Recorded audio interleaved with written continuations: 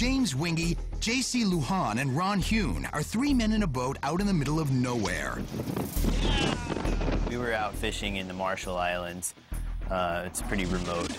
There's not a whole lot of land out there. It's pretty much smack dab in the middle of the Pacific Ocean. J.C. is videotaping the trip. But Ron's interest in marine life goes far beyond just catching fish.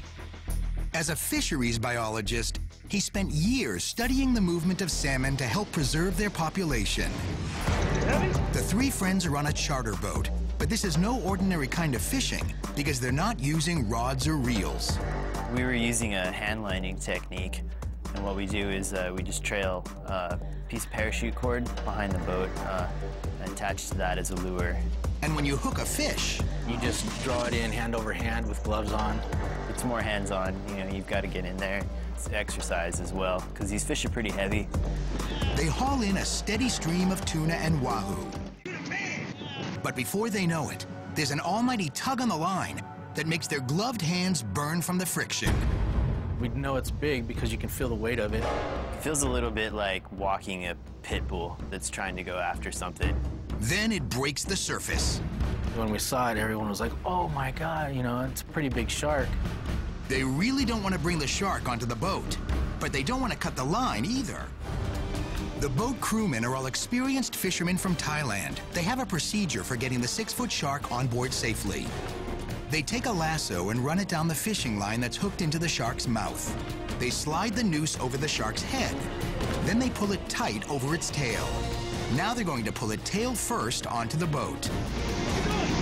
The shark thrashes wildly as they haul it backwards out of the water. Yeah! Ron is backed up against their catch box and never sees it coming. I heard Ron yell, and then I looked and the shark was on his foot. But then Ron does the only thing he can think of. He yelled and jumped around and shook his foot. And in a stroke of good luck, Ron's foot comes free from the shark's jaws.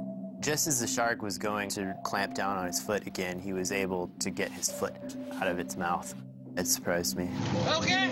Yeah. Get out of there! I was trying to imagine the kind of damage that he had to his foot.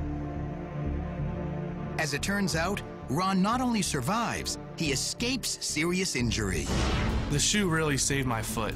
Ron doesn't usually wear shoes when it's hot, but for some reason chose to wear his sneakers that day. It ripped that shoe apart like it was nothing. The shark's lower teeth sink into the sole of his shoe, while some of its upper teeth pierce the top of his foot. At the end of the day, I have 3 little scars on my foot and a great story to tell.